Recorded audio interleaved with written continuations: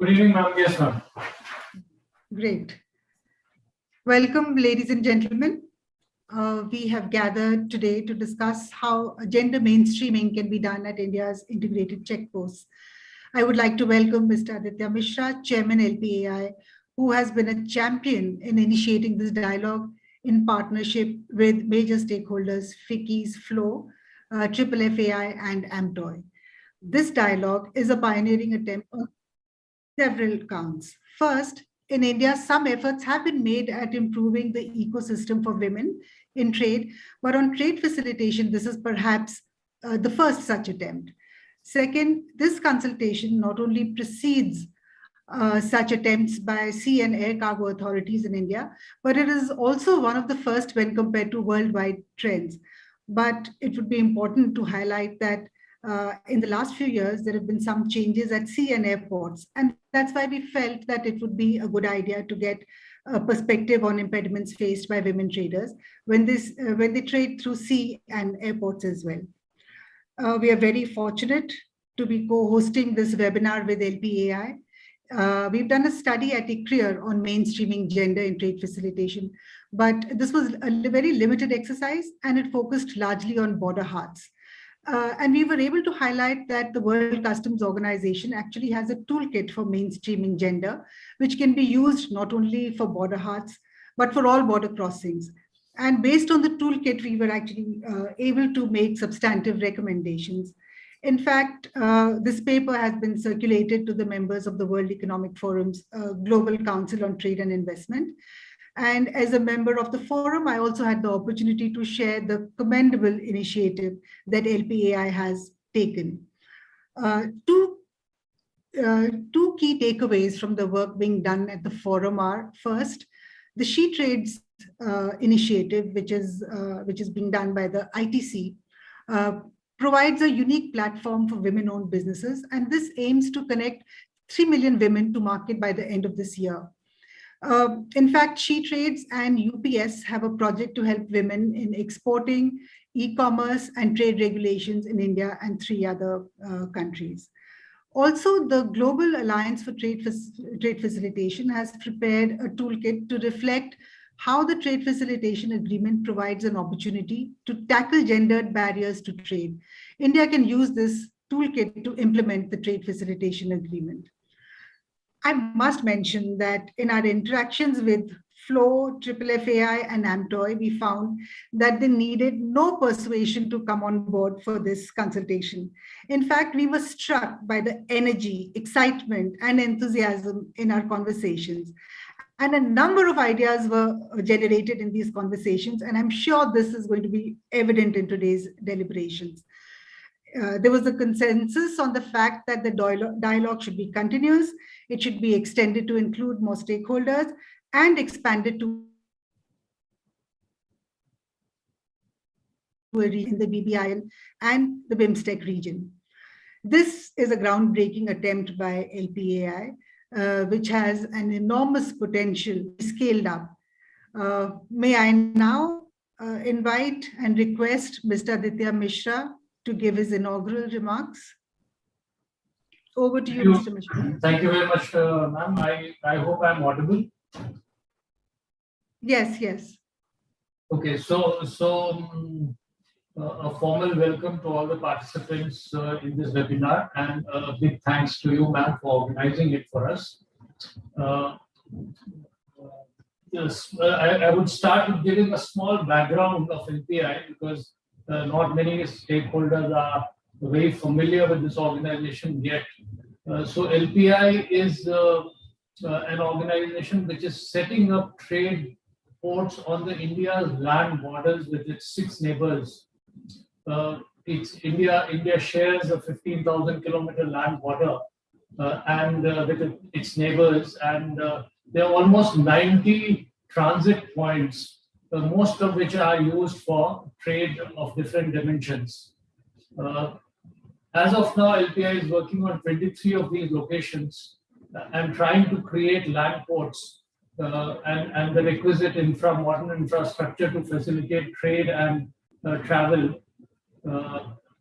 And we have we'll be soon taking up the next phase of another 23, and eventually, I guess over the next 5 to 10 years, LPI should be able to create proper infrastructure in all these 90 locations so that proper trade facilitation is taken care of. So that's the background in which we are working. As of now, we LPI does about 4% of India's international trade, and also facilitates most of the trade that the landlocked countries like Nepal, they have internationally with third countries. Another study by the World Bank also says that this is amongst these 6 countries, as a region, this is the least traded region. That is, the least amount of trade is actually happening in this region between the regional partners, and that there is a scope of increasing it by almost 5 times. So hopefully, with the right kind of infrastructure, the focus of the government on logistics and multimodal connectivity, we hope that the share of these neighboring countries in their total international trade increases over the next few years. Now, with that perspective, we looking at the normal working of a land trade port, we feel that it is very it is not gender neutral, because I think the space has always been dominated because of its labor intensity to begin with, has been dominated by the male sex, and now slowly that we are very keen to introduce a gender neutrality, so that not only it becomes a space which is positively inclined, positively tilted towards promoting the presence of women worker, but also we are keen to facilitate any provisions that we can possibly to have the traders of the other gender also to come and get facilitated at our ports. So with that intention, we requested ma'am to organize this, a brainstorming session, so to say, so that we can look at what are the facts what are the measures which can be implemented at these ports to make them more gender friendly. And with that intention, I think ma'am has been able to request all of you to come together and discuss this very important issue, at least for us. And we whatever are the outputs, with that we need to follow it up with a research which kind of suggests us actionable points in terms of converting these thoughts on ground, so that we are able to take measurable steps towards making these spaces more gender neutral, and we are able to positively encourage more women in these spaces, and over the next 3 years, my target is that these land ports should be viewed as a location which are very gender friendly. So that is the intention that we have. So with that in mind, I request all of you to contribute your thoughts, and from our side, from LPAI side, we can assure you that anything that we can do to make these spaces better working spaces and better places for facilitating both the genders, in the sense that the places become more gender neutral, and if they're not only neutral but also because they're historically dominated by the male gender, to give positive incentives or positive measures to promote the presence of women in these spaces. We will make take all possible steps towards that. So that is the background, and thank you again, all of you, to be participating in this webinar. and Madam Dr. Taneja for hosting it. And I'll hand over to you, ma'am, now. Thank you.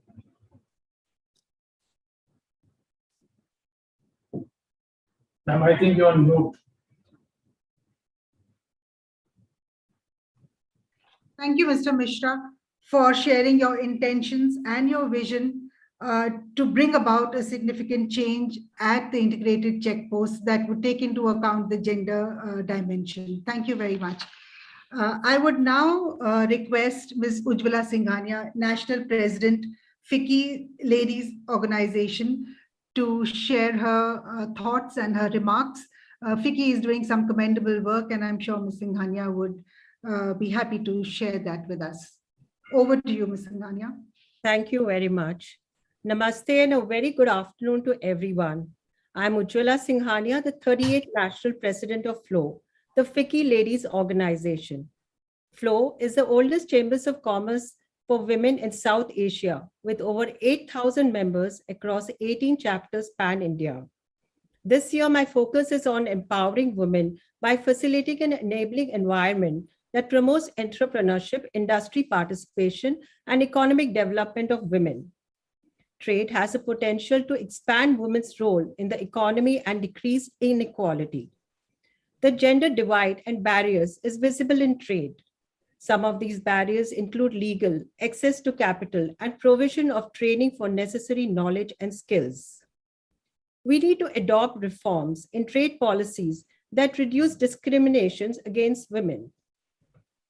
FLOW, through its international trade initiative, has created a worldwide forum for the exchange of information, visibility, and connectivity amongst women business owners for new opportunities and joint ventures.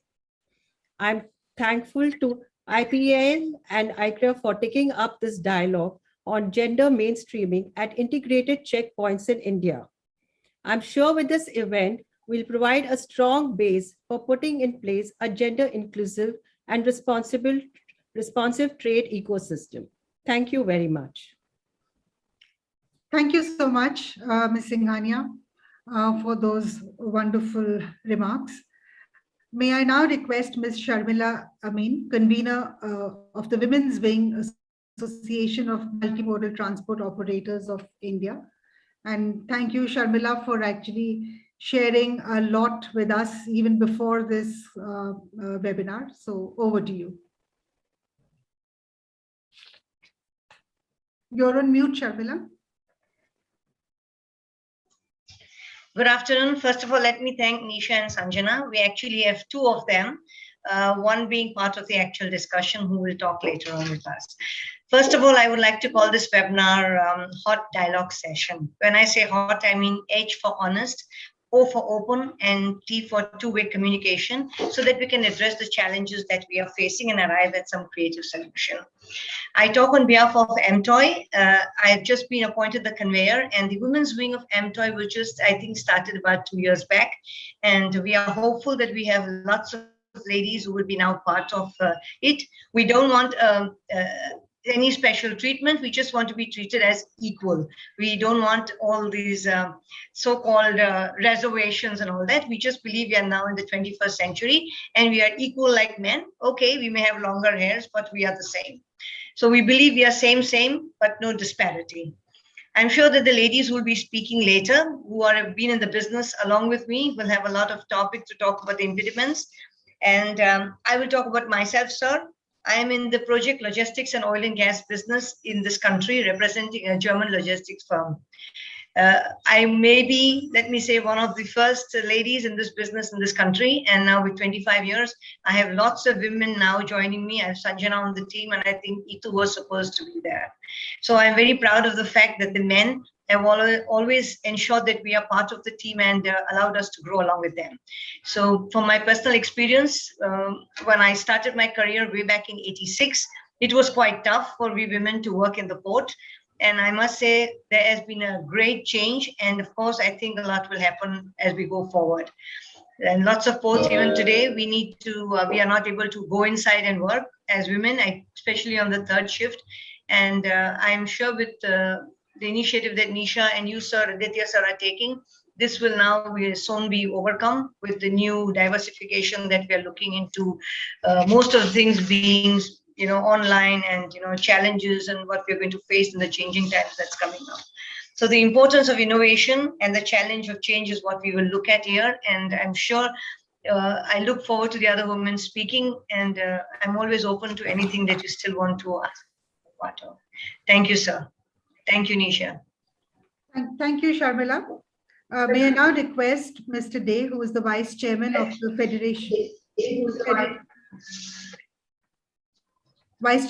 Federation of Freight Forwarders Association in India. Over to you, Mr. Day. Yes, thank you. Good afternoon, good health. But first, thank you for organizing this on this subject. And thank you for having a little bit of gender equality on this panel, being the only male member here. So now the ball is all in the court of the ladies, and I'm being forced to do the gender equality here. So and I also thank FFFAI. FFFAI is a apex body of 28 custom broker association all over India. And I'm the vice chairman there. And I'm also the president of the Calcutta Custom House Agents Association, which is the Calcutta Custom Brokers Association in Calcutta.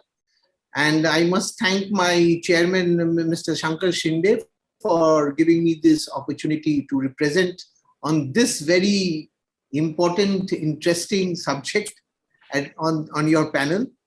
So ICR, thank you for organizing this. And indeed, as for the NTF action plan, this being an parameter itself shows that how important this subject is. I mean, today we think that it is only a fancy subject, but the fact that it is on the NTF action plan, it shows that your country is judged by this, and which is really it will surprise many. It will surprise many in this. So here I just want to toss about one or two ideas which I would have. That is, sir, we still have a lot of ICPs which are coming up. Now, sir, what I would like to say is that whenever such infrastructure comes up, you should take the grassroots levels people into consultation. And we have a ICP here at Atadi, we have one at Petropole, we have one at Roxol, all these places. But I'm sure I do not know how many consultative meetings you all have had with the grassroots level people. And because of that, I still feel as a custom broker that these ICPs are not fully utilized.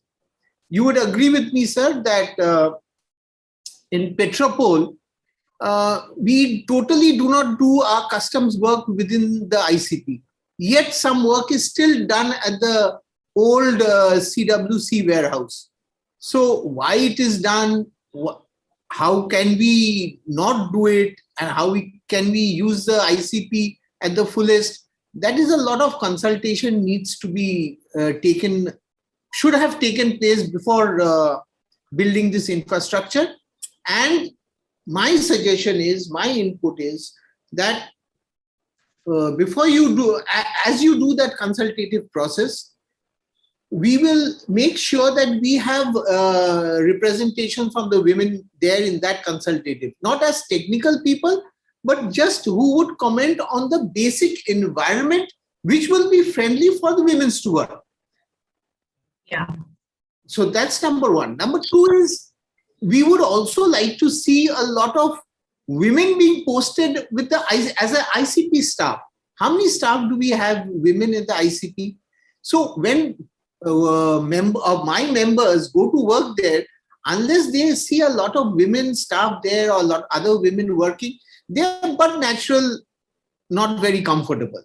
Now, all said and done, I think there's only one a woman custom broker working at the Atari border. And that she is from an army background. So we don't have all ladies from army background. So that would create a better environment, I think. So that is number two. Three is that whether you can provide a transport from your ICP to the local, bus stand, auto rickshaw stand, or the taxi stand. All these things will actually give you that assurance to the women folk that yes, we can work there. They are thinking about us. That's number three. Number four, also,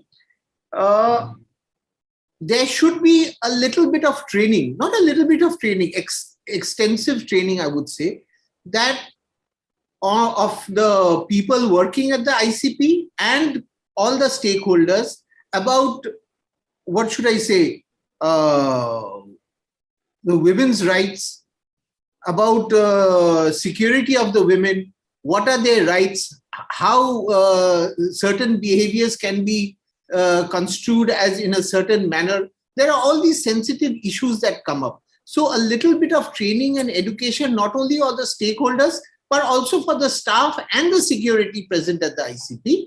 If all these can be taken place, it gives a little bit of more assurance. And now again, also we have paperless environment, and women, believe me, sir, I mean, you don't have to believe me, you know also that they're much better when it comes to paperless environment, when it comes to diligent work, when it comes to sincerity, when it comes to precision job, they're much better than us.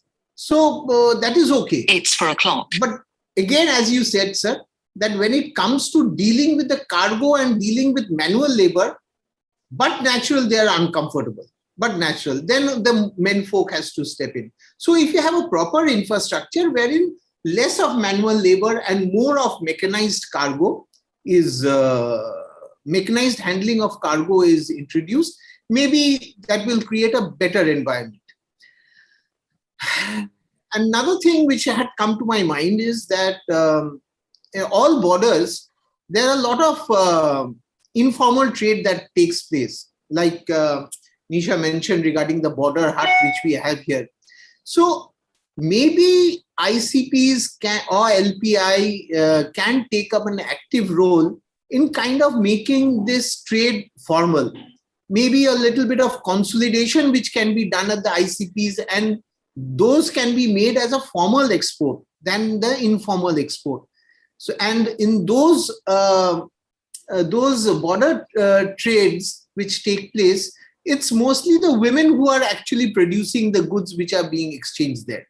So that itself gives a boost to the livelihood of the local women there. So all these things is just tossed up, and maybe we can discuss, and maybe we can not end the discussion here on a continuous discussion. Maybe we can do a little bit change and a little bit addition to the environment here. So I stop here. Let us see how we go ahead. Thank you. Thank you. Thank you so much, Mr. Dev, for raising very important points. I think one of the things that you mentioned about the Trade Facilitation Action Plan and the fact that it is aiming to become gender inclusive, I think that's a very important point. And one of the things that the action plan mentions is that it talks about the stakeholders. And in the stakeholders, they've mentioned FICCI, FIO, and CII. But a very important thing that they've mentioned along with these three organizations is that they're open to volunteers. And may I request both AMTOI and FFFAI to volunteer to become part of the stakeholder consultation in the National Trade Facilitation Action Plan, because the more stakeholders we have, the more inclusive it's going to be. So that was my brief suggestion. Thank you, Mr. Dev. A lot of takeaways. May I now request Sanjana Joshi, Senior Consultant at ICRIER, who will share with you some highlights on how we can actually structure, or what are the things that we could take into account when we're thinking about mainstreaming gender at the integrated check posts. Over to you, Sanjana. Thank you, Nisha. So my job really here today is to, to really sort of set the scene and provide the contours of the discussion that we are going to have today.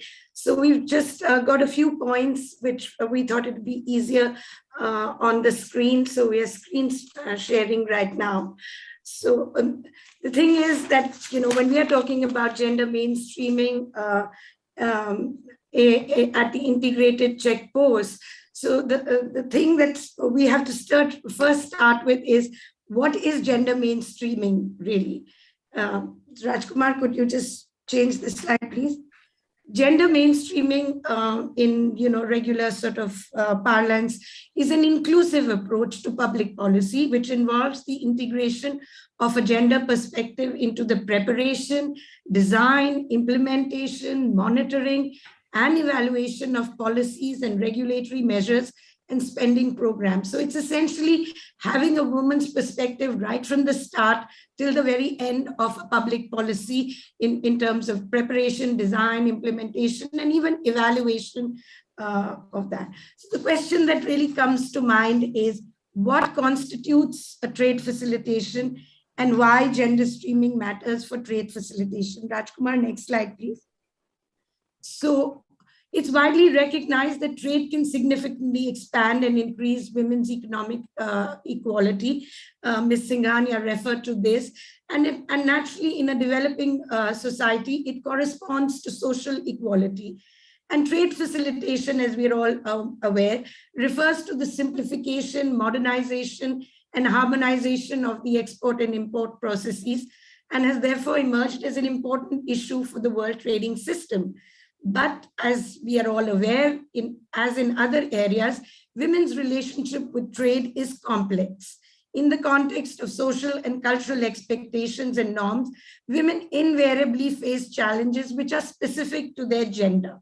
So that is really the first step towards understanding what we need to do. So therefore, gender mainstreaming, thinking from a woman's perspective, taking into account a woman's perspective in trade facilitation is really an opportunity to level the playing field considerably. Next slide, please, Raj.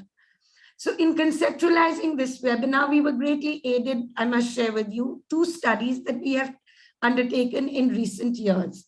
The first, Rajkumar.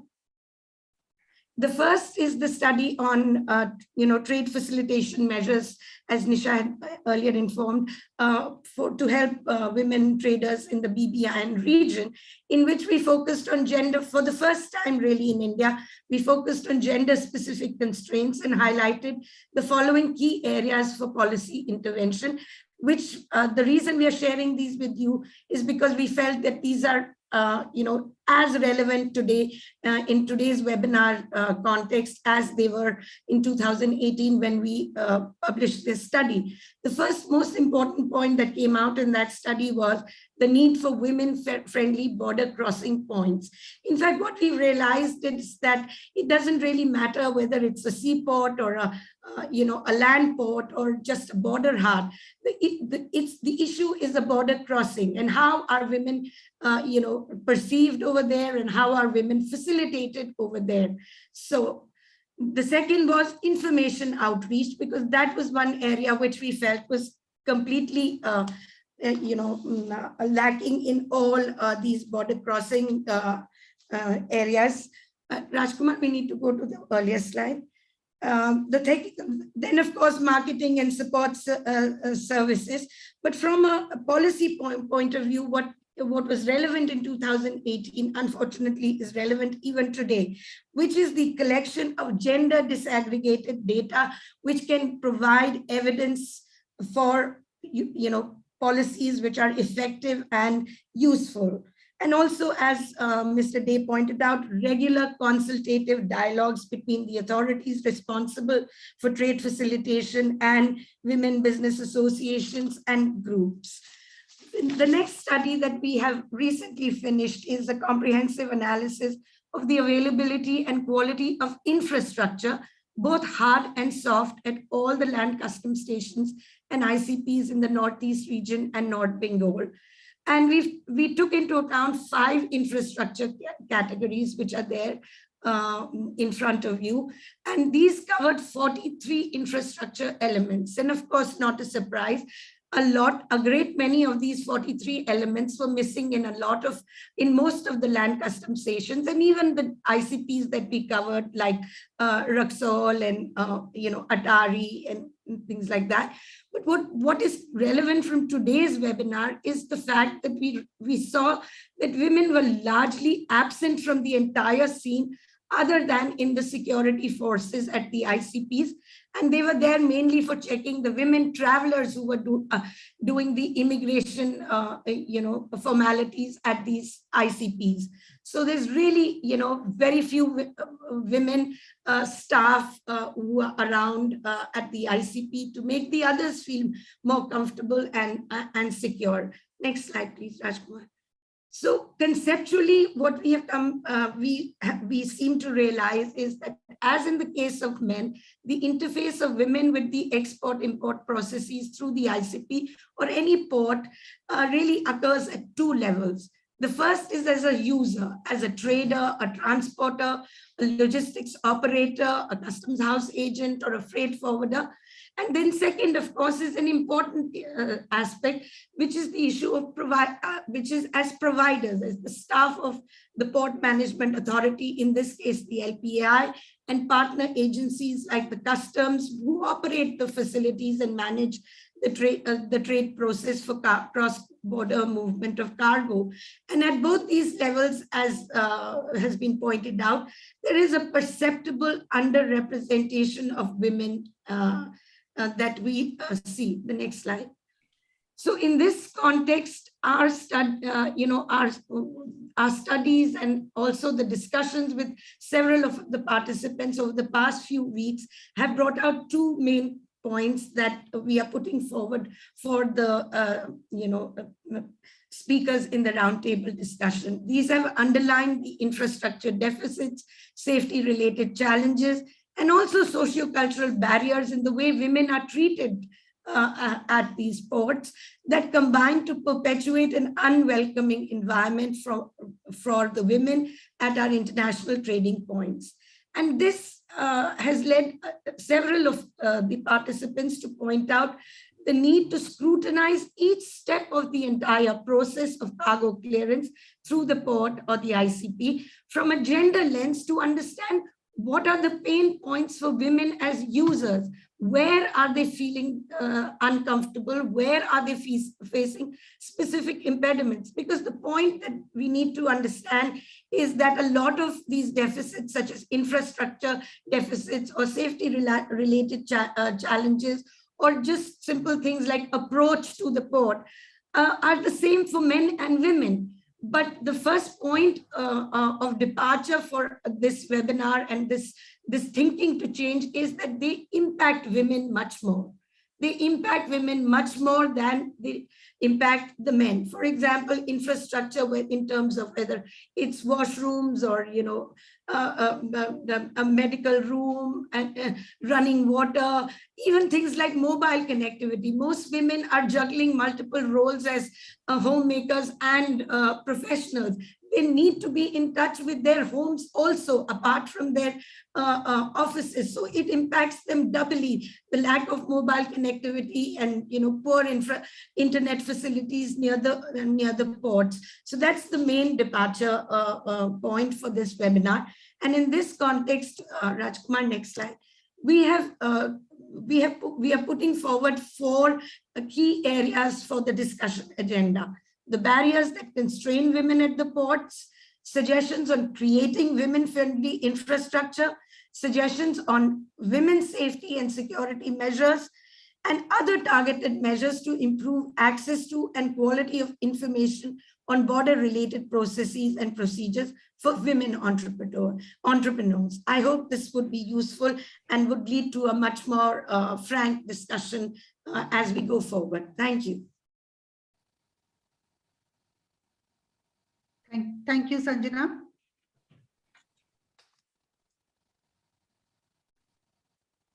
Thank you, Sanjana. Next we go on to our roundtable. And we have excellent speakers again. And we've had discussions with all of them. And so it was very, very useful to get insights from all our participants at the roundtable today. May I request Jahnabi Phookan, who is the immediate past president of FLOW, to give her remarks. The Northeast region is synonymous with Jahnabi Phookan because anything we related to the Northeast cannot be done without Jahnabi. So over to you, Jahnabi.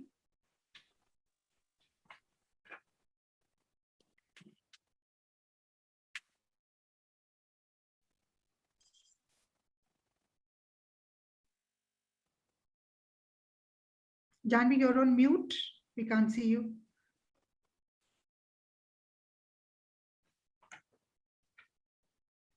Okay, we'll come back to Jahnabi. I'm back, yeah. Yeah. Okay. My network is failing me. Sorry. Oh, okay. Just hang on there. Right. Okay, I'm back. Right. Okay. Great. You're on mute. I'm still. Yeah, now it's okay. Okay, fine. So thank you very much for having me here today. My congratulations to ICRIER and the Land Ports Authority of India for this very relevant topic chosen, gender mainstreaming at integrated checkposts in India. But I would like to address it in a larger context. See, I find that India has scored 90.32% in United Nations latest global survey on digital and sustainable trade facilitation in 2021. And it's a remarkable jump from 78% in 2019.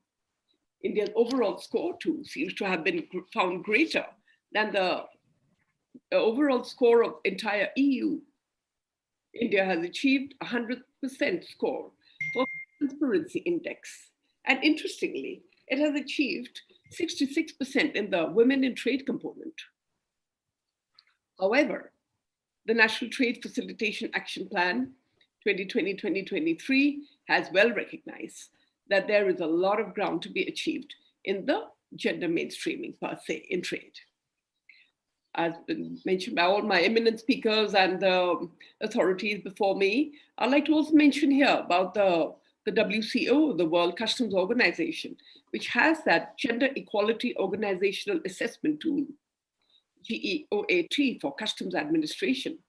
This assessment tool seems to examine 5 key principles which contribute to gender equality: employment and compensation, work-life balance and career development, health, safety, and freedom from violence, governance and leadership, and 5th, customs administration and stakeholder relations.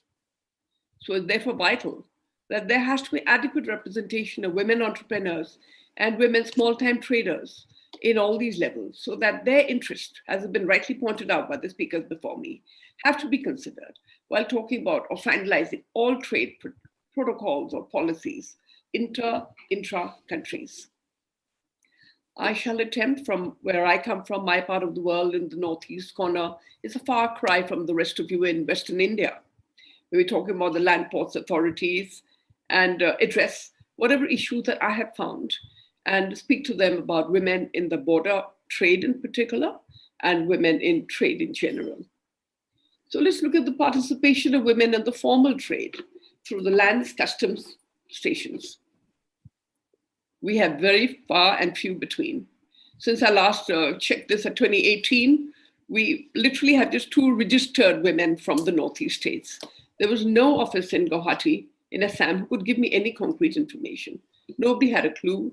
There were no statistics available. There are just 1 or 2 names that popped up.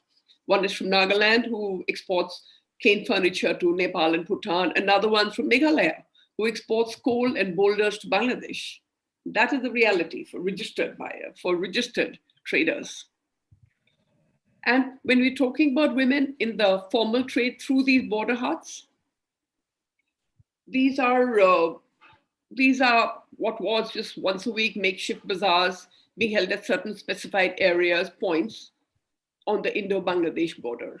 But the border problems, which in fact I have, I think, also noted a lot from the studies of ICRIER. In fact, probably yours or from cuts, but what we have found, and I would like to mention here, the moot points which I've seen in these studies, the selection process for granting licenses.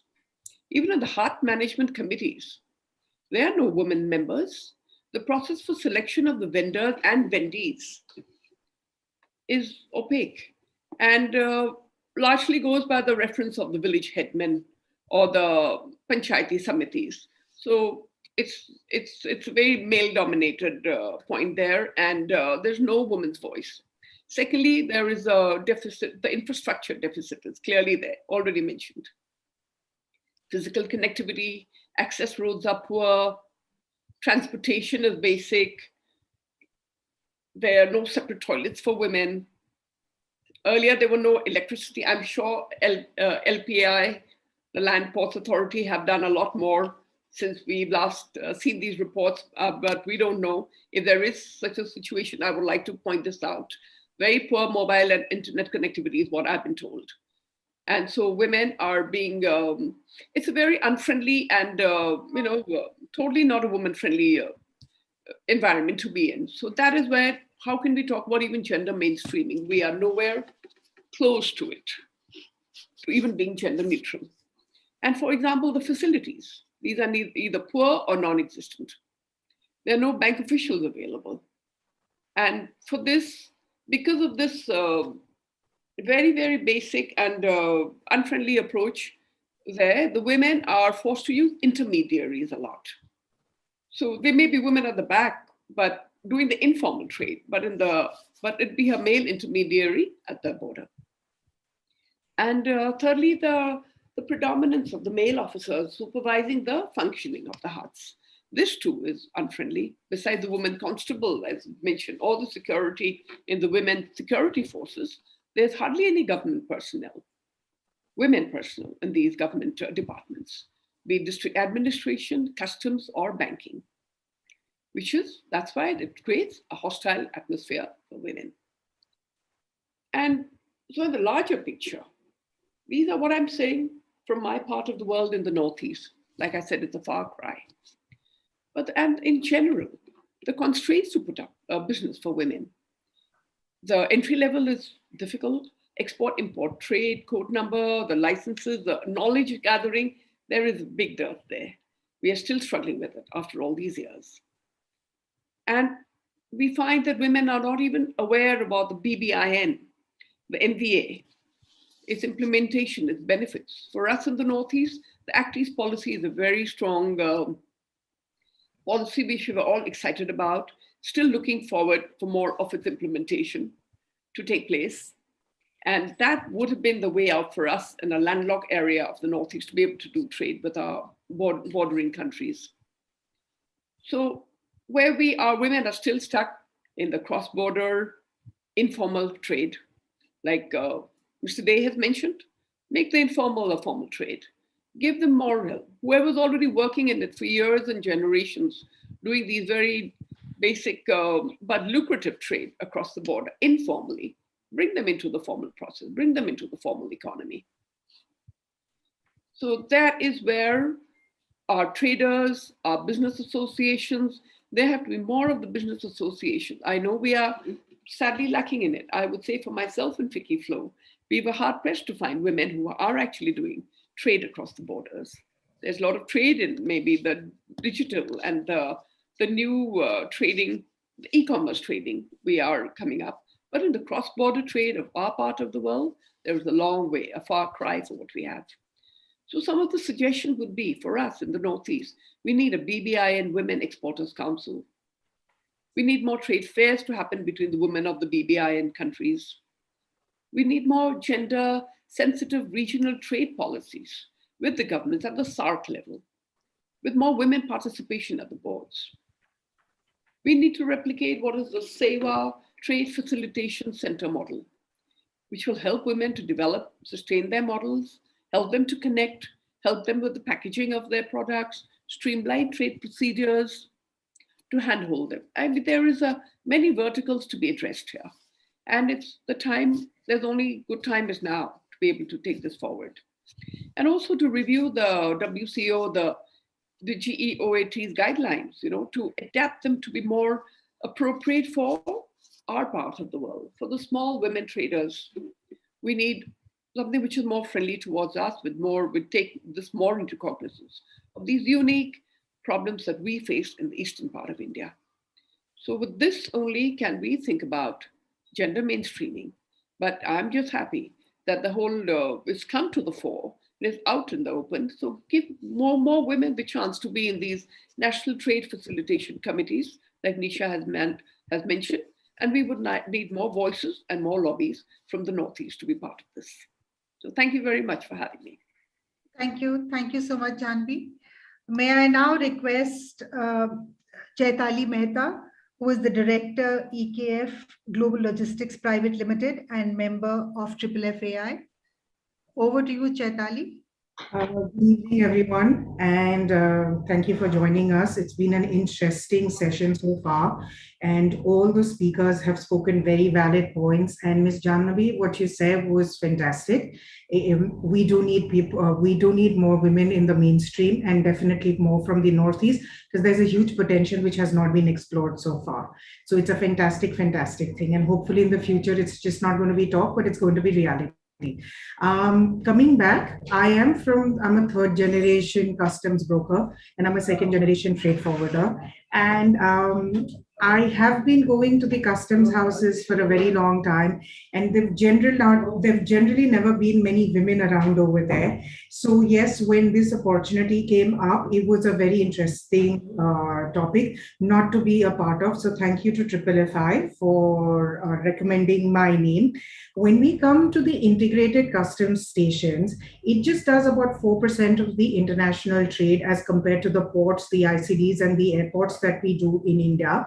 However, considering that India has 6 countries that it neighbors, the most important borders that we have, the ones where we are doing the maximum trade, is with Pakistan, Afghanistan, Bangladesh, and with Nepal.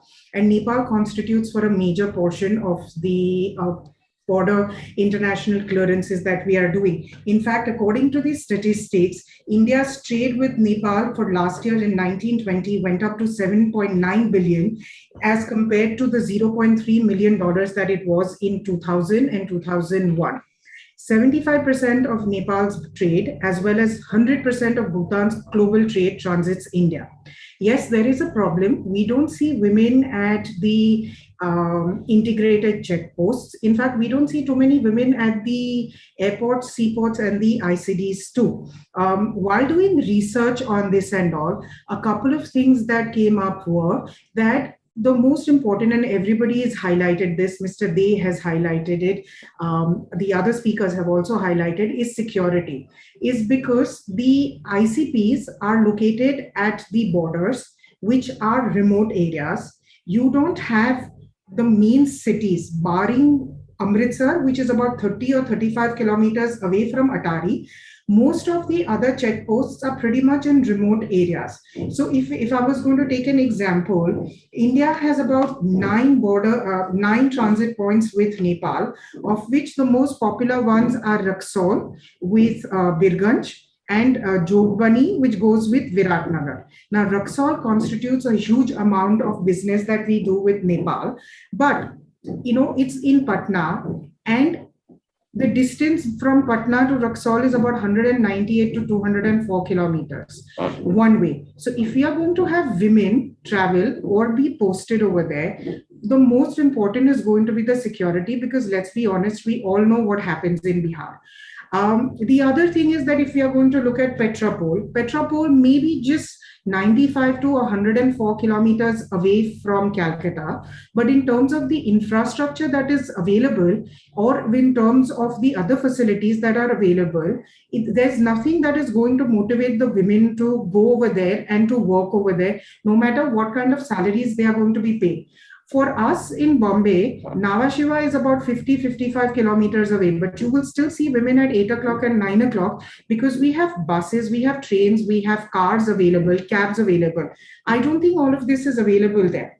The most important is that if you want women to go to these places, number one is that the nearby villages or the nearby towns is where we should have the generation of employment for women coming. So we should be giving them that kind of an opportunity, but which starts with a pickup and a drop service to these remote outposts. The second would be the most important, which is, I don't know if it's going to be feasible or not, is that many women have young children. And if the distances are going to be 3 and 4 hours away, and everybody knows that our trade doesn't start in the morning, it all starts in the afternoon, no matter what time we are in the office. How do these women get back to their kids, especially if they don't have help at home? If there is a creche kind of a service available at these ICPs where the women could keep their children who are less than 6 or 7 years of age and they could be taken care of, then these women in between their work could just go drop in and see the kids and see if they are doing okay. Then their one major tension gets taken care of. The other is the importance of hygiene and clean bathrooms. We don't have enough bathrooms and cleanliness, even when there are bathrooms available for women. And as an avid traveler myself, my biggest problem is when I'm going to remote places or I'm going to the ICDs and all is, am I going to have a clean bathroom to go to? So if I don't have a bathroom, then what are the alternatives that are available to me? Which is there. The other thing is going to be the canteens. If there are canteens available, a lot of times women are not going to be comfortable because the kind of people whom you're going to get at your integrated checkposts are going to be your drivers and your laborers and other people. Not many ICPs have senior officers available. Not many of them even have women officers available. When I was doing research, from all the ICPs, the only place where I was told that there are women officers posted, and I could be wrong, but this is the information that I've gathered, was at Atari. Again, it's the connectivity to Amritsar or the nearby towns which makes it easy for women to get posted to this border. I mean, Mr. Dey, who's based out of Calcutta, will be better to tell how it is at Raxaul or at even Petrapol and all, because there are not women available. Now, when you're going to have women officers, I'm talking from not just the point of view of a freight forwarder or a customs broker, but from a women customs officer also. If you're going at 6 o'clock in the evening to check a vehicle, because that's what we do, how safe are you going to be when you're asking the drivers to open your trucks, especially when you have got information that could be sensitive cargo which is coming in, or that there could be some kind of a threat available? Here at the airports, ICDs and all, we have all kinds of security available, so there is no problem whatsoever. The other thing is, like Miss Jahnabi said, that what about the connective electricity and cell phones, and even as Miss Sanjana said, that cell phones is such an important thing. Where you don't have connectivity, where electricity keeps going on and off, then what happens if your family is not in a position to get in touch? I'll give an example.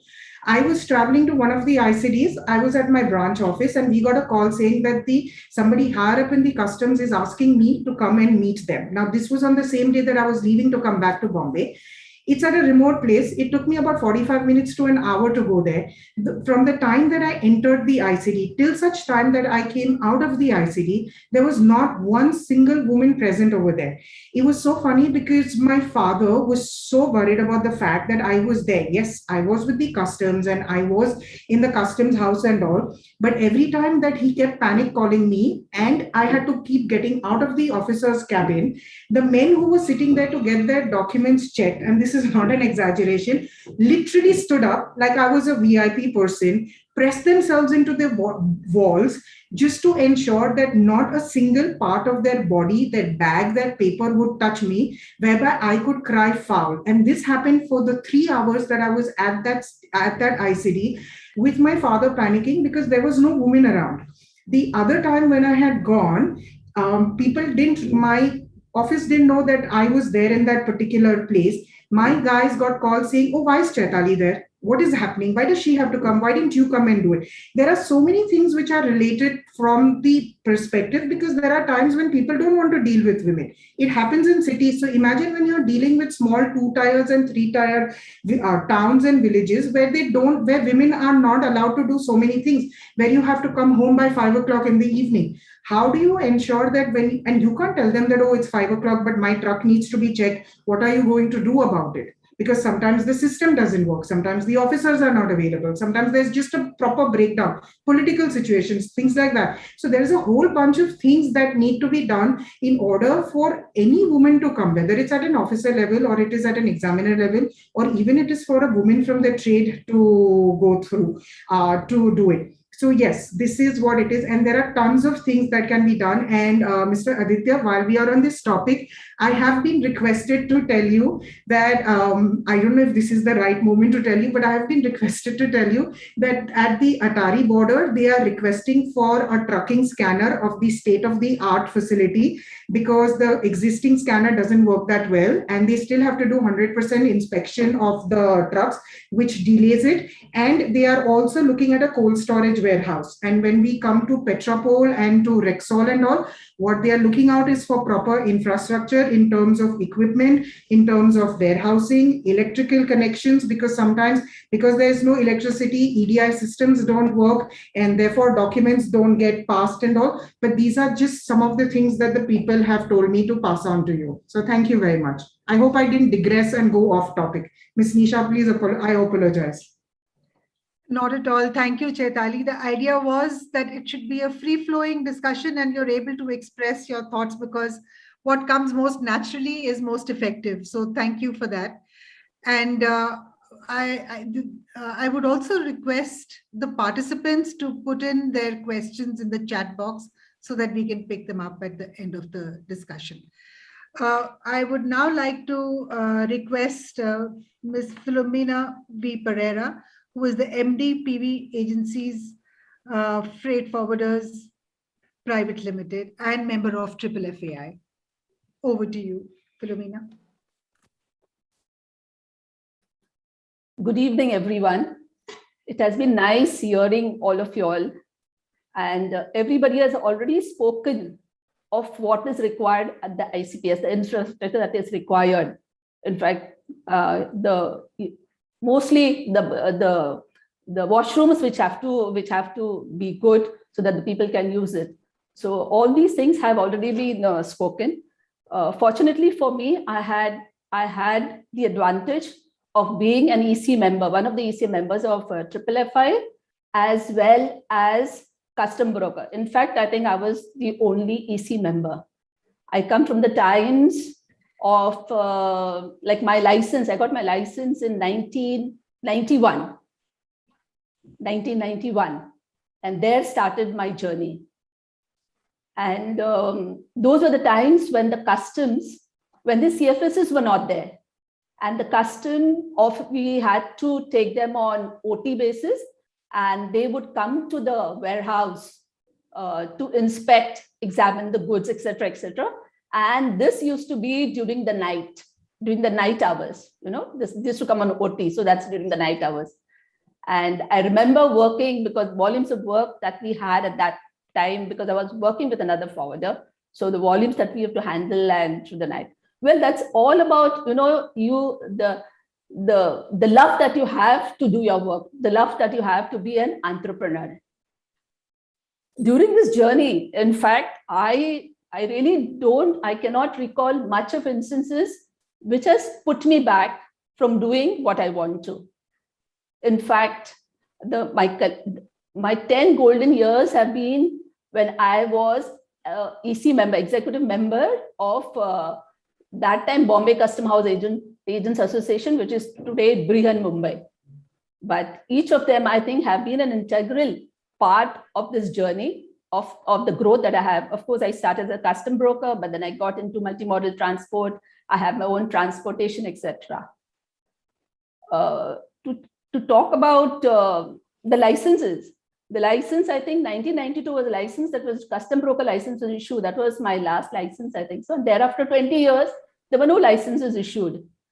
And the government initiative now to issue them every year. And it's really a pleasure to bring to this table that many women are, in fact, passing the examinations, the custom examinations, even with better percentages. So they are doing not only in the metro cities, but also in the custom stations at the hinterlands. But yes, customs have gone, as far as government has gone far far forward in the initiatives that they have announced one after another. I remember the first one when they had, when they could not, when they said, okay, goods not open for examination, and that took such a long time to become a reality. But thereafter, it has just been one after another, one after another. So the point that I'm trying to make is, it is a government policy. All this is self-assessment.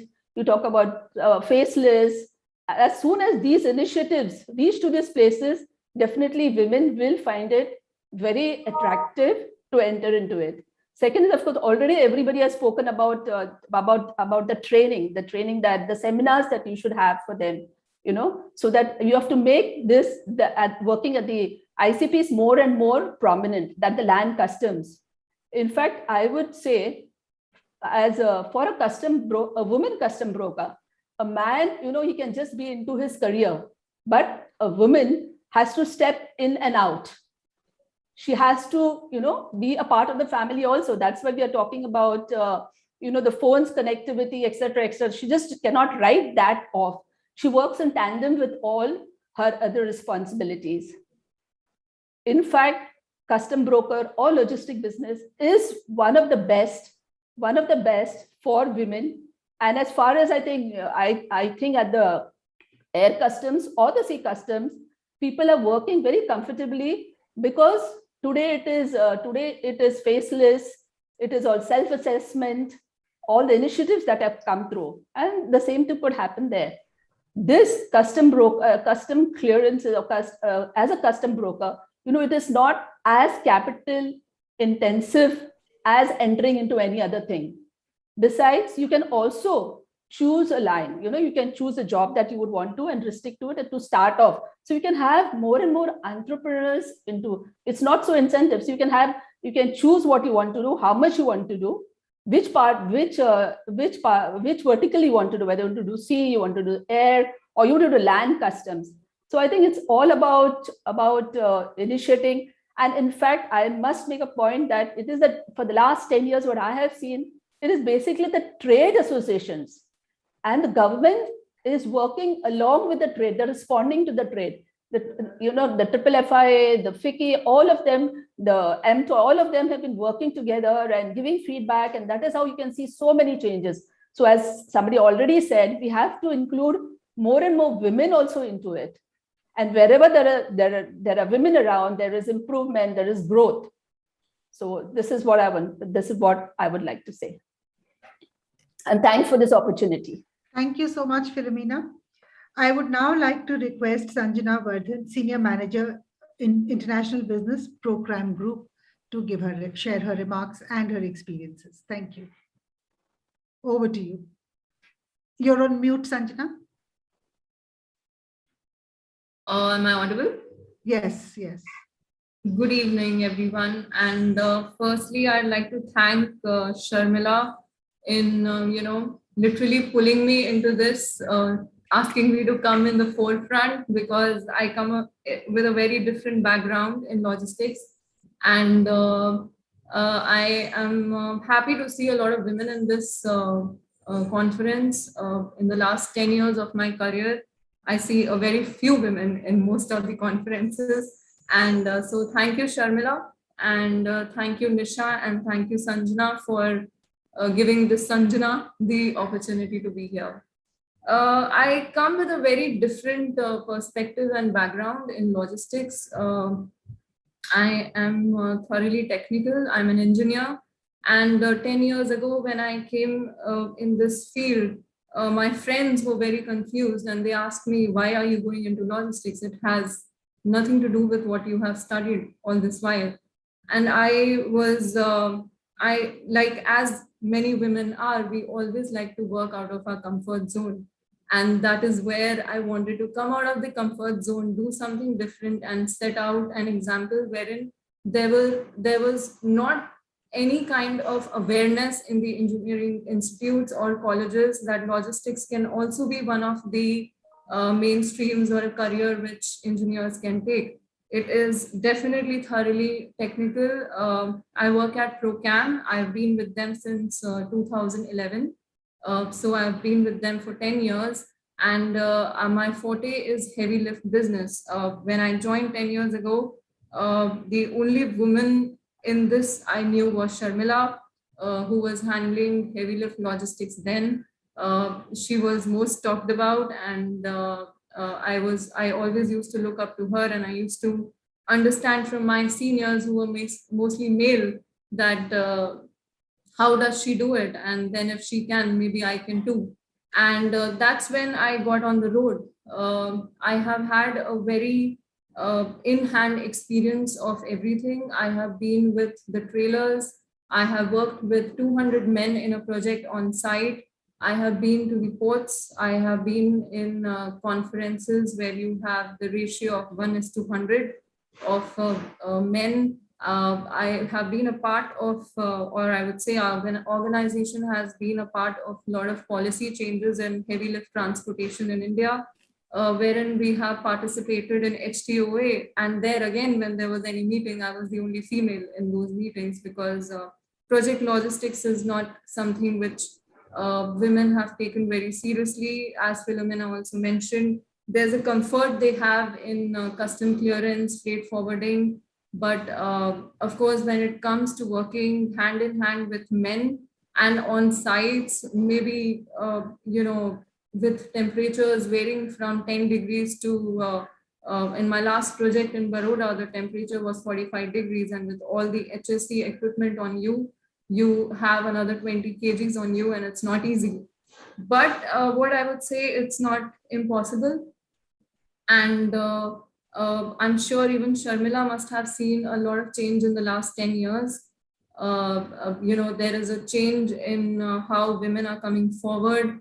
As per one of the surveys, McKinsey says that any advancement of women can add up to $12 trillion to global GDP by 2025, which means that this is the time women should come forward and take roles, managerial roles, senior roles at par with men, and it's not impossible. Now, coming to impediments, while of course I had a lot of seniors speak before me who have covered most of it, which usually you face as challenges when you are the only lady at a port or at a CFS, I would come with maybe my experience when it comes 10 years ago when I started my career. It was with warehousing, and there was a general preconception that there wouldn't be a lady who would be visiting a warehouse. So there was no washroom for a lady, and there were times when I had to wait till 5 p.m.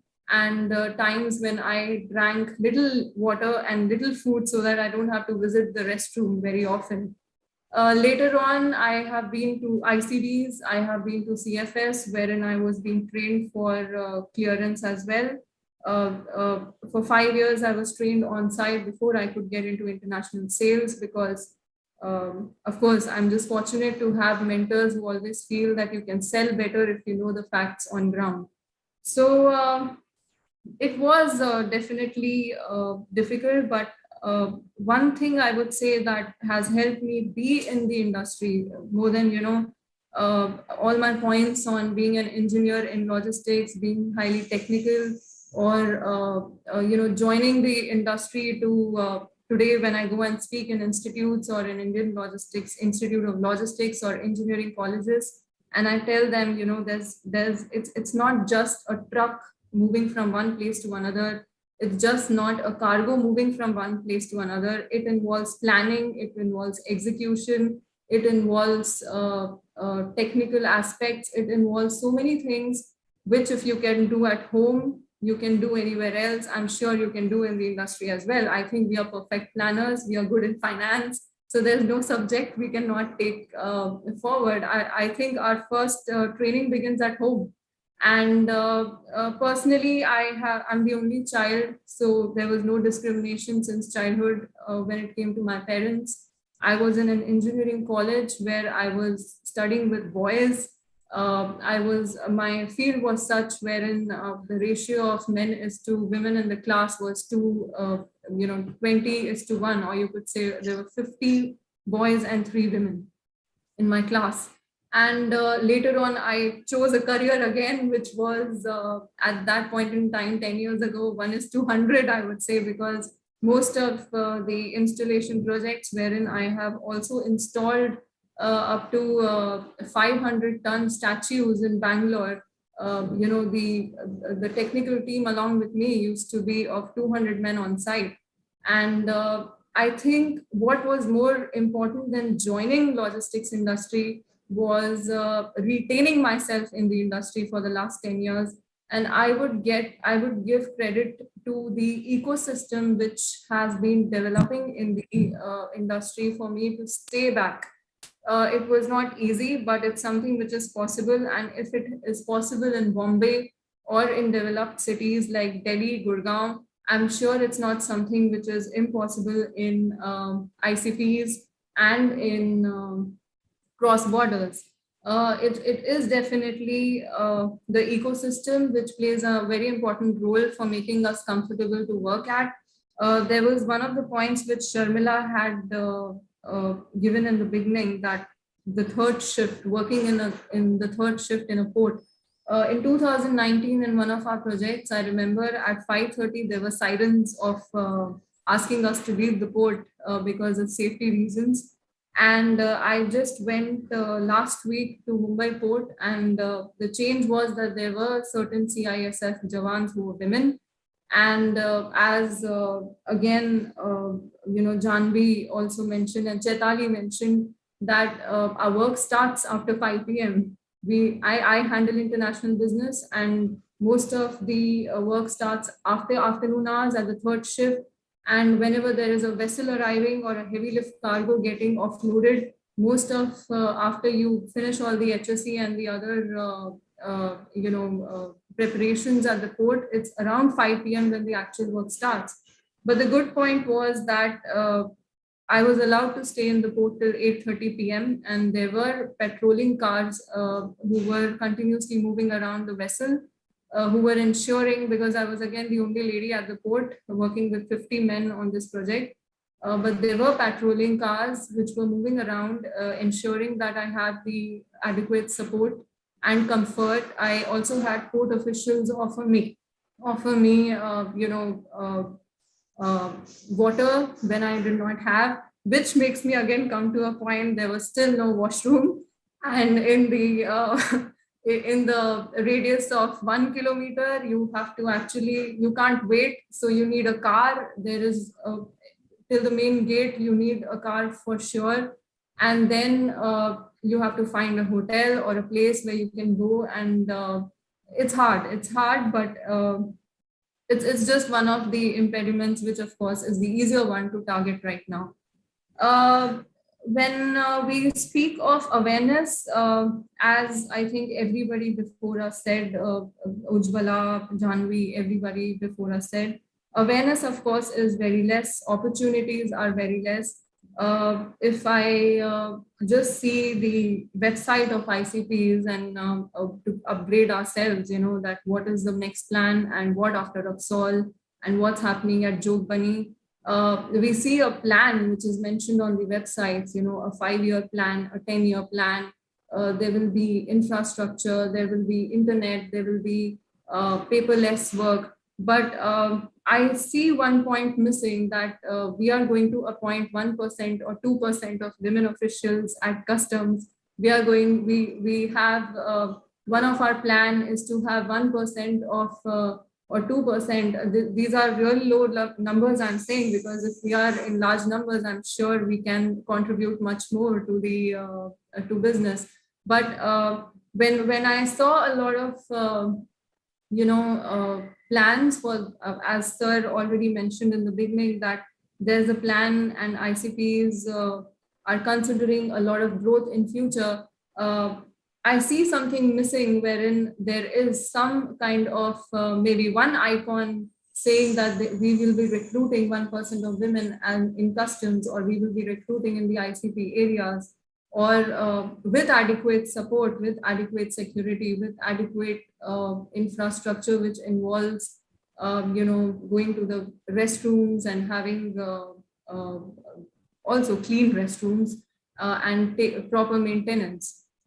This was one thing which I've seen. I would also like to point out Mr. Sudip Day when he said that there should be consultative meetings with the grassroots level. At the grassroots level, it need not be technical, but the basic things. Why not technical, sir? We are a lot of technical people here, and I'm sure more and more technical women are coming to logistics after it got its term from mere transport to logistics.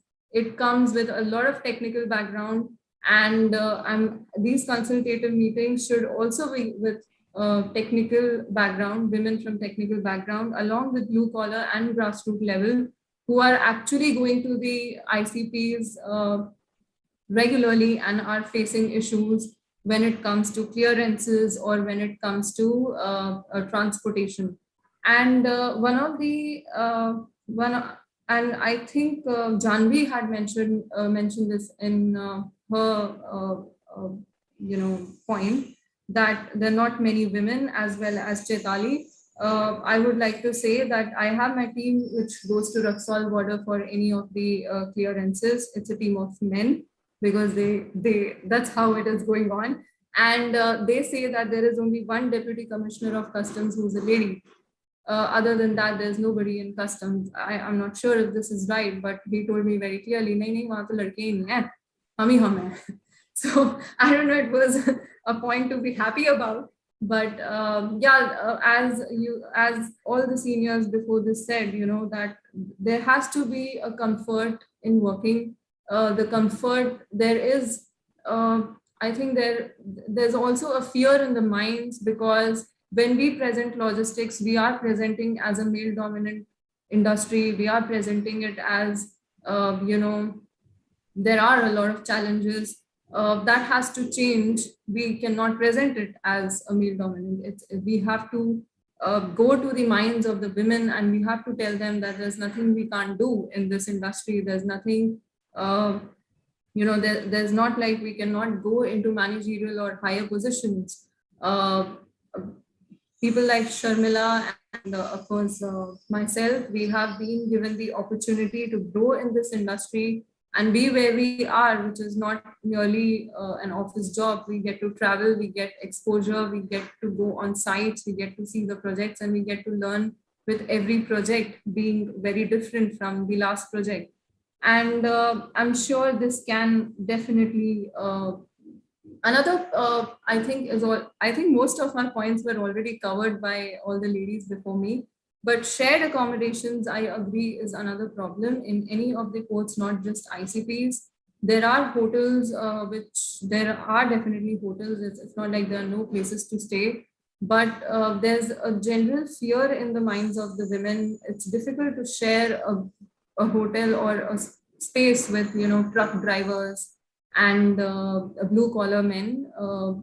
It's not because it's not about equality here, but it's because of comfort. And this is one thing which is a problem, because there's nothing different, or maybe a different accommodation wherein women can stay and be comfortable at, which is lacking in most, because we have to come to the town or the city to find a place and stay. Security, yes, and awareness and training. I think I had some points which everybody has covered.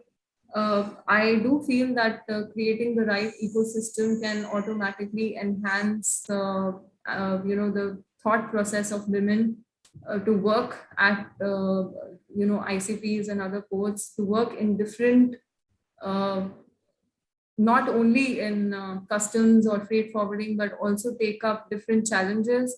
I was telling Sanjana just some while ago that most of the women in Northeast are doing the tea plantation, and they are blue collar as well as skilled people. And why do people prefer them doing the tea plantation, which is the maximum output of Northeast states?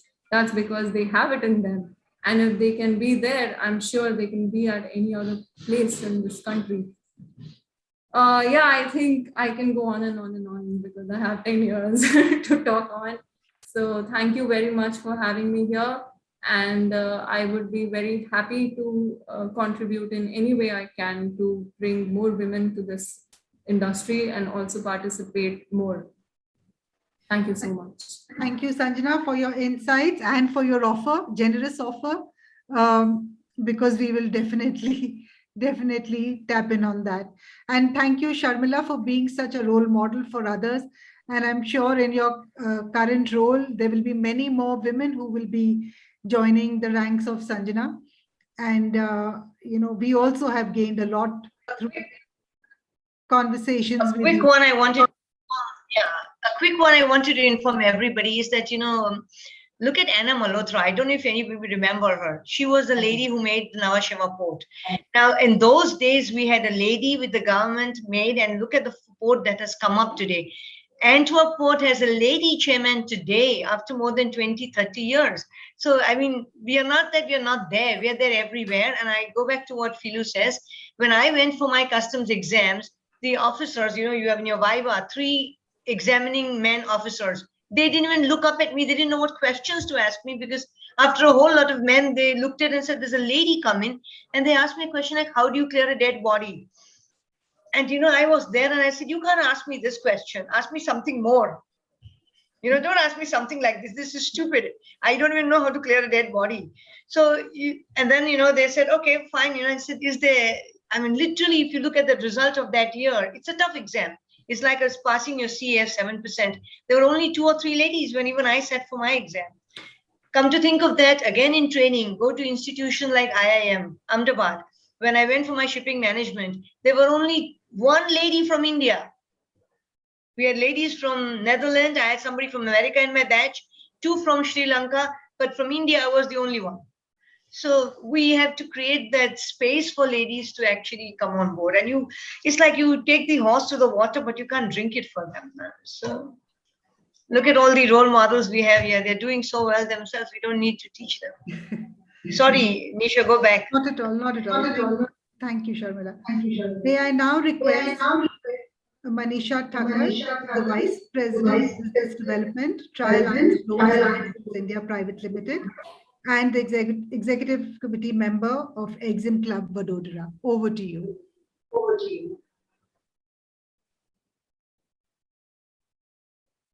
Ya Devi Sarva Bhuteshu Shakti Prena Samstita. Namastasyai, Namastasyai, Namastasyai, Namo Namaste. It's the lady who is powerful. It's the lady who is powerful. It's the lady who is energetic. She is full of energy. And where there are energies, there are prosperity. So thank you very much, Nisha, for inviting me for this wonderful webinar, where we all have Navdurgas sitting in front of our screen and everybody is sharing their own experiences and sharing their inputs on the integrated checkposts and in connection with the land ports authorities of India. We all can come together and do so many things. And I think this is a very good subject to talk about. And I'm the second last speaker. So I think most of them have already spoken all the points what are to be, as the inputs. I'm also one of the lady in logistics. I'm very happy to meet all of them, Sanjana and Sharmila and, all the other women in logistics who came up in a very hard way. So I started my career in logistics and shipping in the year 2000 with stars in my eyes and dreams in my heart. I came up in a very hard way, and with a span of 21 years, I'm still running and pursuing so many things in logistics, in ports, in ICDs, and now even ICPs. I mean, this is such a wonderful subject to grow and prosper, because ICPs are doing an excellent job to improve and build up the economy between the 2 landlocked nations. If proper facilities, if proper infrastructures are not there at the ICPs, the nations cannot grow. There are a lot of activities like customs, activities like border clearances, activities like immigration facilities, where there are constraints. There is a lot of cargo movement from these ICPs as well as passenger movements. So women have really come up, and now the trend is changing.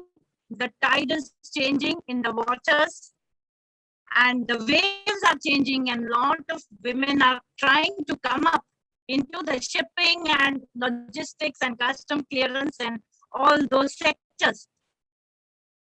But cross-border trade, we are talking where India, example, Bangladesh, Myanmar, Benapole borders, Petropole borders, they're all contributing to more than 50% of the India's traffic by land to Nepal. The checkposts are really boosting the trade between India and Bangladesh and making available various facilities.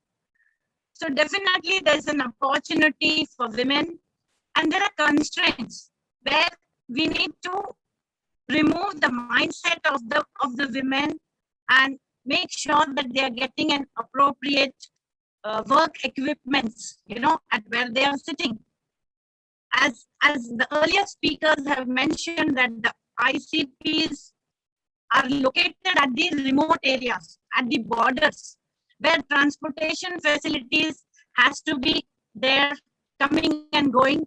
They can commute very easily, and they should have proper work equipments, proper facilities where they can see that the people, the customers, the passengers, the cargoes, they're able to move smoothly. It is also expected that the whole culture of the ship, many women are also working on the ship. And when we see that people are not comfortable working on the ship, but women have also taken initiative to work at the ship and, to make sure that the entire voyage is completed in that short span of time. Second point, what I would like to mention, that whenever there are women working at the ICPs, there should be flexi hours. Flexi hours given to women, not 8 hours, morning 10 to evening 6, because they are handling home as well as their children, their work. So continuously, if the ICPs are able to give them that liberty of pick up and drop along with the flexi hours, that could be really, beneficial, and women can really think of going all the way to ICPs and going and working there. Another point what I would like to draw the attention is women should have access to the sanitary products at the ICPs. And lot of clean bathrooms, clean toilets, and all the products that they require for sanitation should be made available at these ICPs. They can purchase from their bonded stores or from the nearby areas, which can really help the women and make them comfortable in their way during their lifestyles. Another important point which I would like to draw is the maternity constraints. That women are definitely going to have maternity constraints while working with the ICPs.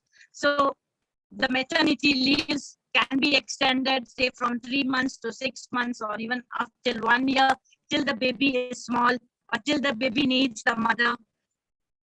And even if possible, as the earlier speaker also said, there can be some baby homes located nearby the ICP, so that the children are also not having any kind of the problems. There should not be any kind of discrimination in the gender pay gap. Both the women and the men, people who are working at the ICPs, should be treated equal and should have the same the gender packages, or the type of work that they are going to carry on. So a lot of challenges these women are facing, and unless there is some model, given in front of the women, then only they would rather come and work. As earlier we spoke that in cities like Mumbai and at Nhava Sheva, the ICDs, and there lot of transportation and facilities are given to the women.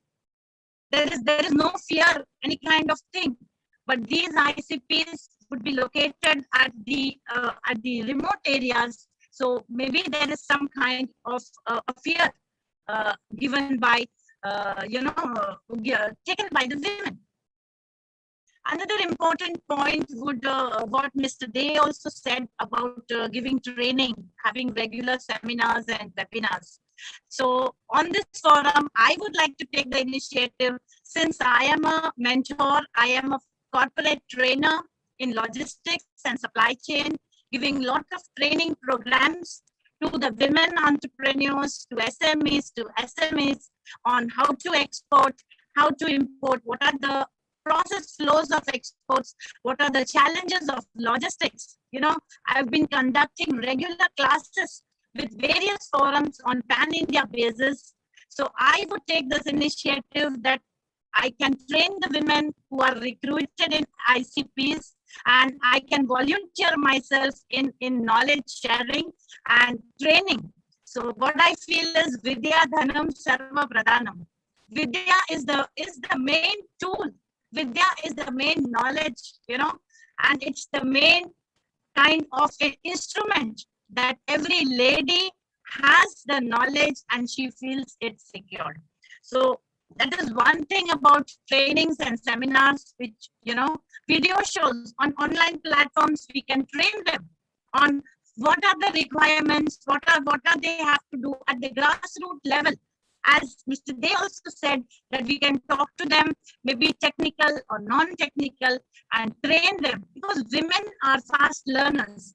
They are better skilled and they can sort out many problems in a decent manner.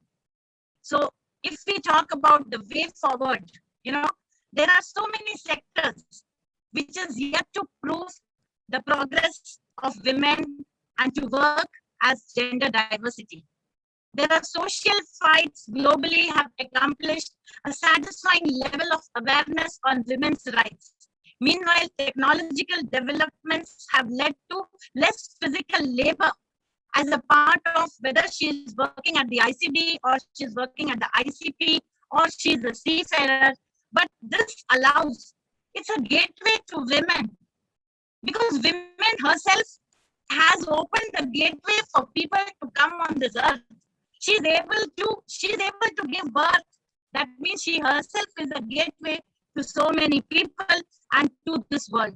So this allows women to perform tasks, and once deemed to physically also, she can be much stronger and she can do certain things as per the training and as per the requirements of those particular kind of ICDs.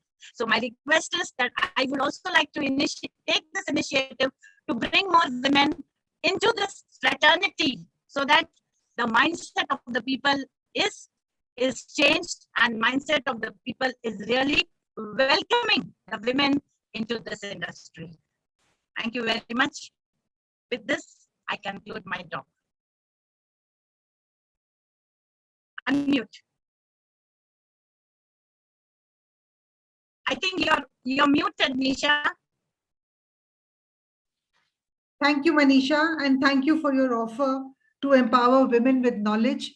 I'm sure Mr. Aditya Mishra will take you up on that offer. And may I now request Mr. Pradeep Sehgal to give his remarks, and he has a lot of experience on Atari, and he will tell us why there are no women at Atari ICP, dealing with Atari ICP. Over to you, Mr. Sehgal. You're on mute. Yeah. Thank you, Nisha, and thank you, Sanjana, for having me here. It has been a wonderful experience listening to everybody's experiences, in the journey. Just give me a second. I need to. And it was really, a learning experience. I have my experience at ICP Atari, and I am not very well versed with the, the experience of Benapol and Petrapol and other ICPs, but I can give you a very, overview of what we have at ICP Atari. And coming to the topic, I'll try to stick to the topic and make it relevant to the ground realities we have at ICP Atari. Unfortunately, we do not have any entrepreneurs, women entrepreneurs doing trade from Atari. And we had one odd women CHA or custom broker, which is also not operating anymore from there. That's very unfortunate loss. And what I see here is that you see that when I see that, women operating or trading or doing activities at a port, I try to look at from in 3 or 4 layers. Or I'll start with women entrepreneurs. ICP Atari is near to Amritsar, which is the main feeding city. And unfortunately, we do not have a very good ecosystem for women entrepreneurs in Amritsar as well. So we have a very small pool from, where the women entrepreneurs would be, taking initiative to trade through ICP Atari. And, we have 2 options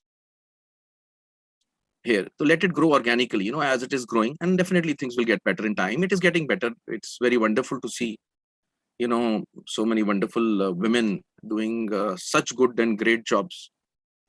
And, one way is to let this happen organically. And the second way is to jumpstart it and to give it some incubation. And for that, I think to create women entrepreneurs and to give them enabling environment, I would request that FICCI Flow should step in more aggressively. I would take the liberty of giving them a little suggestion also.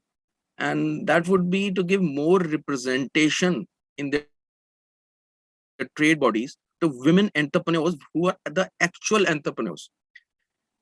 And, see, in Amritsar, places like Amritsar, you will find very small entrepreneurs and make it affordable for them to join trade bodies like FICCI and to have them on board, so that a lot of whatever we have, and they can get on board, and that will create an ecosystem where they can meet, they can exchange ideas, and it can go forward.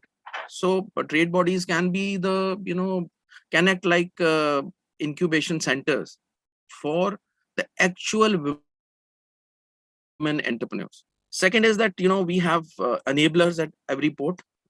Custom brokers, CHAs are enablers. They enable trade. Unfortunately, I told you that we had only one women and CHA, and she's not working anymore. And again, to jumpstart here, I would request the custom authorities to hold examinations focused only on women, to create more women G card holders. Otherwise they will only grow organically, and which is going to be a very slow process in a place like Amritsar. We have a shortage of G card holders, even men in Amritsar. So it will be a great idea that if they open up, they have a system where they open up, come up with examination dates only focused on women, and that will create more women G card holders here. It will give them a great opportunity. So again, a very good jumpstart can be done here.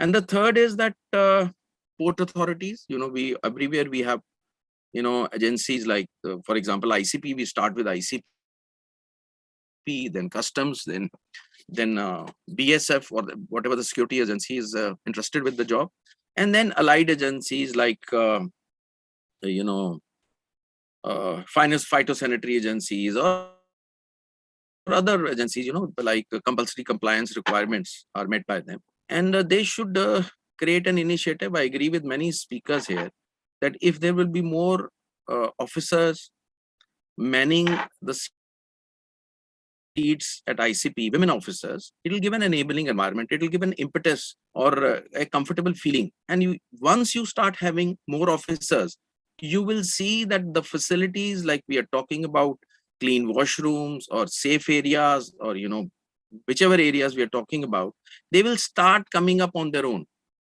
because the women officers would also need the same facilities. So we can have a jump starter here also. So if the authorities take an initiative, I hope Mr. Mishra is taking note of this.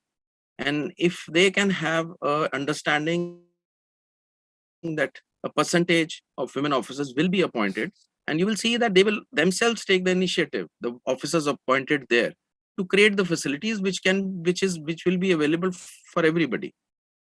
Next is that infrastructure. Definitely, I've covered some of it here. And some of it is, I totally relate with the idea of giving transportation facilities, making it enabling for women to travel to the port and to and forth in a very safe and comfortable environment, and according to the timings, which they have to work. It's an ecosystem which we have to create if we have to see more women working at ICPs. ICPs are always going to be at borders because they are ICPs. They are never going to be near the metros, or we cannot have them inland because they are always going to be in remote areas. They are going to be away from cities. They are going to be many issues like transportation and other things. So we have to take this in reality and then try to create an ecosystem where we find women in every layer. We have more women entrepreneurs. We have more enablers like CHS, brokers, logistics. I will be very happy to see that women logistics operators in ICP Atari. Then officers at the ports. And once we start moving with a comprehensive and approach to create an ecosystem, I think we can jumpstart this process, and we can have that the number of women we would like to see here, the represented in all the layers like entrepreneurs and enablers and lady officers, and in logistics. So we will be seeing there. And I think Amritsar, coming back to ICP Tari, unfortunately this is absent. That is why we don't have women present in the port in any of the layers, in any of the capacities. We do have few officers, custom officers, or in BSF, that is a security agency, or other agencies off and on, but it is not you can say that a very focused approach or a very focused kind of presence there. And once we have it there, I think it can start giving results very soon. I would love to answer anybody's questions if they want to know about ICP Tari, because I would not like to share my experience here, because I've been really enjoying what everybody has been saying, and it has been an eye-opener to a large extent. Thank you. Thank you, Pradeep, for sharing your insights. I think you had great insights. Being a male, you had very good insights for what women could need. I think your G card suggestion was a very good one, and the others as well. So I'm sure these would be taken on board by the authorities.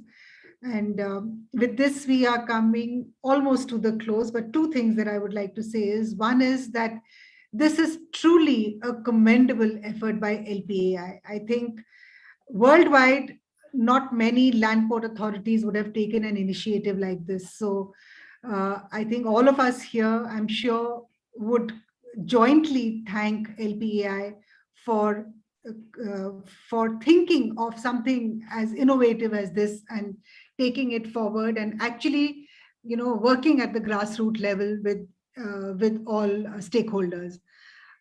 In fact, we have with us Samriddhi Bimal, who on behalf of LPAI is going to give the vote of thanks. Over to you, Samriddhi.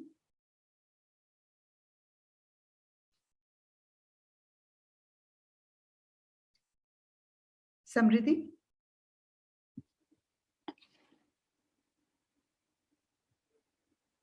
We'll just give her a moment.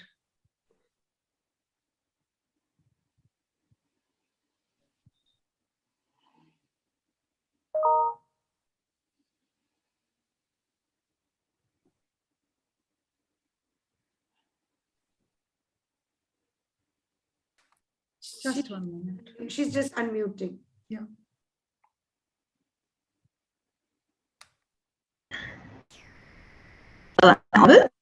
Yes, yes, yes.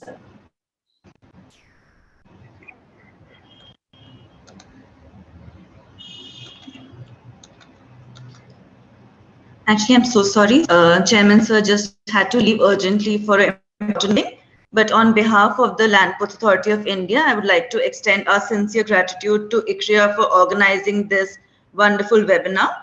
I would also like to thank all our participants for providing their very useful inputs. And the Land Ports Authority of India is already actually taking several measures to facilitate trade and connectivity across the ICPs.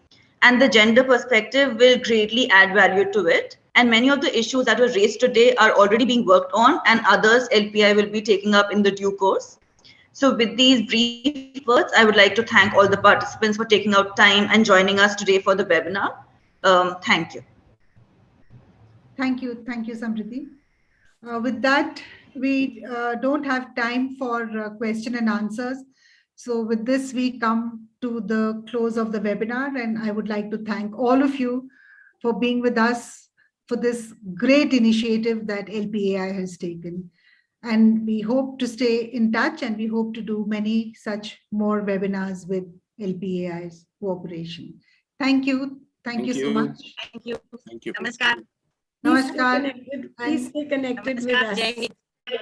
Yes. Thank you. Well done. Thank you so much. Thank you. Well done. Well Thank you, done, Namaste. Nisha.